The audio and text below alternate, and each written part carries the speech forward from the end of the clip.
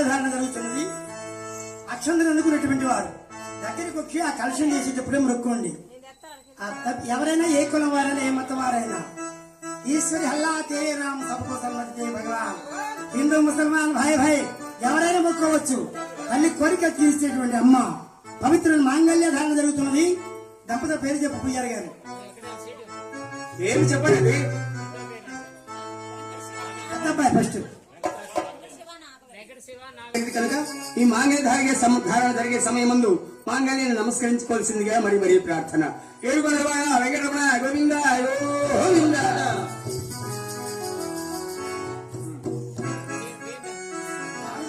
కంకణము గట్టే రామ రామ రామ రామ తాళి గట్టే తలంబ్రాలు పోసే రామ రామ రామ రామ